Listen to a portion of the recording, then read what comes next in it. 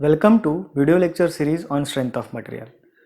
In this lecture, we will continue with the numericals on principle of superposition. Okay.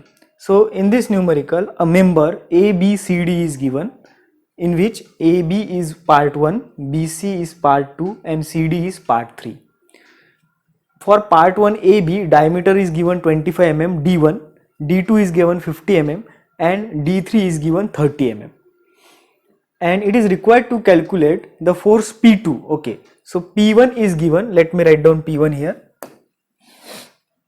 P1 is given 10 kilonewton, P2 is not given, P3 is given 40 kilonewton, 40, and P3 is given 16 kilonewton, 16. Okay, value of E is given 2.05 into 10 raised to power 5 Newton per mm square. Determine the total elongation of the member, right? So it is similar to the numerical which we have solved in last lecture. The only difference is in this case the value of P2 is not given. Okay, so what we will do, हम क्या करेंगे, सबसे पहले P2 calculate कर लेंगे और P2 calculate करने के बाद फिर हम जैसे हमारी फ्री बॉडी डायग्राम निकालते थे सिमिलरली हम हमारे कैलकुलेशंस करेंगे. ठीक है, तो अभी P2 कैसे कैलकुलेट करेंगे. तो P2 कैलकुलेट करने के लिए मैंने जैसे बताया था, सबसे पहले आपको क्या करना है, चेक करना है कि whether this is in equilibrium या और नॉट. ठीक है, तो ये इसको इक्विलिब्रियम में है कि नहीं है वो हम चेक कर लेते हैं. तो यहाँ पे मैं लिखता हूँ चेक. क्या करना है, summation of fx should be equals to 0 और क्या कंसिडर करना है, जो राइट में जा रहा है दैट इज पॉजिटिव और जो लेफ्ट में जा रहा है that is negative.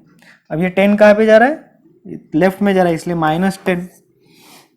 P2 positive यानी plus P2, P3 -40 and P4 +16 is equals to 0, right. अभी इसके कैलकुलेशंस के करने के बाद हमें वैल्यू मिलेंगी P2 की.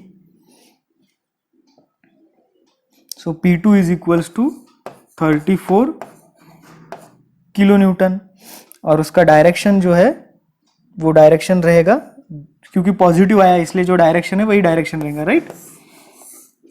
अभी कभी कभी ऐसा हो सकता है कि आपको ये जो P2 है इसकी डायरेक्शन गिवन नहीं रहेंगे. जैसे ये न्यूमेरिकल में डायरेक्शन गिवन थी कि ये डायरेक्शन में है. अगर डायरेक्शन गिवन नहीं रही तो आपको क्या करना है, कोई भी डायरेक्शन एक अज्यूम करना है, आइदर गोइंग दिस साइड और दिस साइड, कोई भी एक डायरेक्शन अज्यूम कर लीजिए. अगर आपका आंसर पॉजिटिव आया इसका मतलब आपने जो डायरेक्शन अज्यूम की है वो करेक्ट है, और अगर आपका आंसर नेगेटिव आया इसका मतलब आपने जो डायरेक्शन अज्यूम की है वो करेक्ट नहीं है. तो सिंपली आंसर वही रहेगा, आपको डायरेक्शन चेंज कर देनी है, दैट्स इट. ठीक है, तो अभी हमें P2 मिल गया है 34 किलो न्यूटन. अभी हम आगे बढ़ते हैं.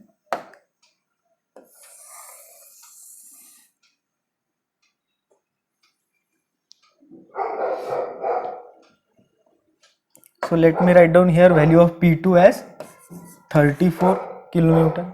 चलो ओके, तो अभी हम देखेंगे कि फ्री बॉडी डायग्राम कैसे ड्रॉ करनी है. तो क्या करना है, हमें सबसे पहले 3 पार्ट्स ड्रॉ कर लेने हैं.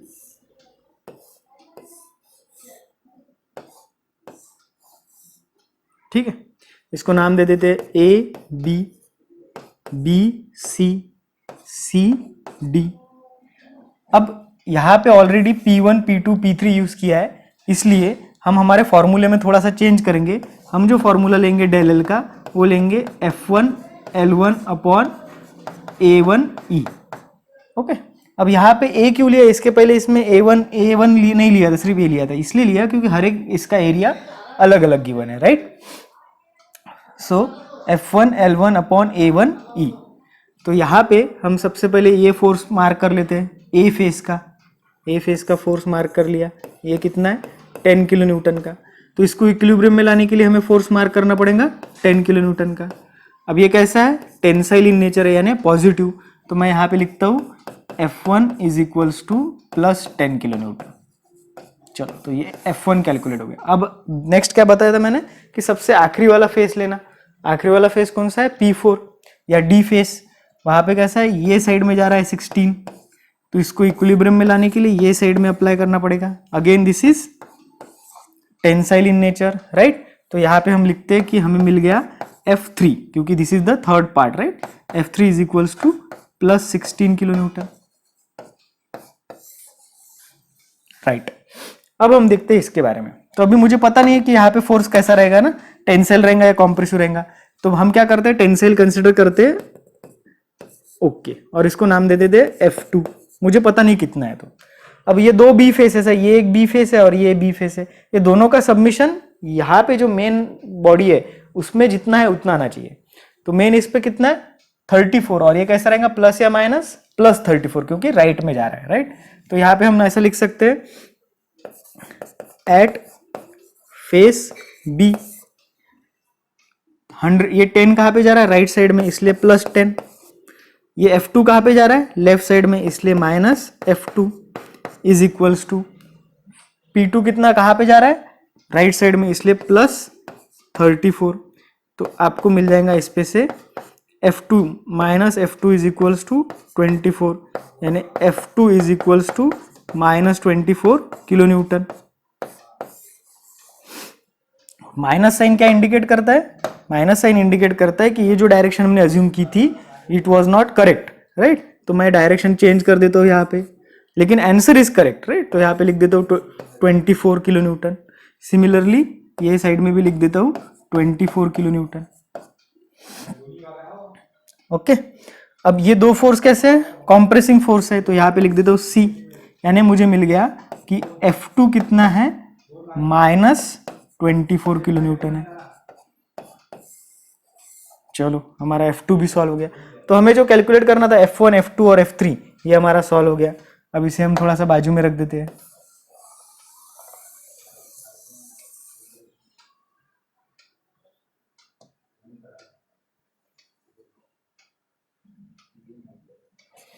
चलो अभी हमें क्या कैलकुलेट करना है, F1, F2, F3। तो हम यहाँ पे थोड़ा सा लिख लेते हैं वापस से, F1, F2 और F3 कितना आया था हमारा।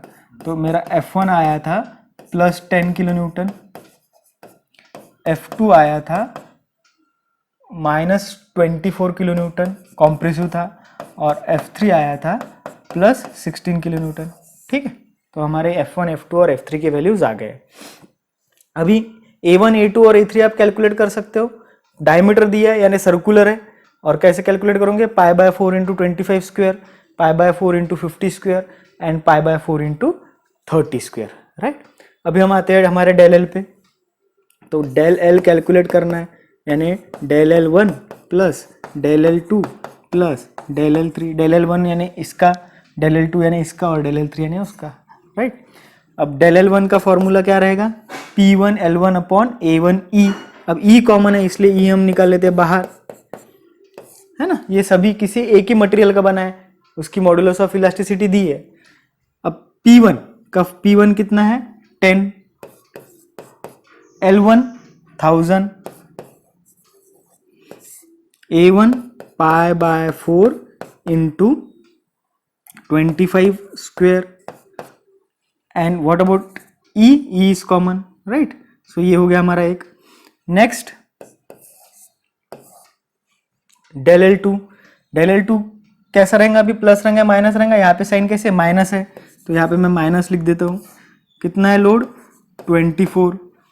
नाउ सी, यहाँ पे सिर्फ हमने 10 लिखा है। अब ये 10 क्या है, किलो न्यूटन है, लेकिन हमें एक्चुअल में क्या चाहिए था, न्यूटन चाहिए था, राइट।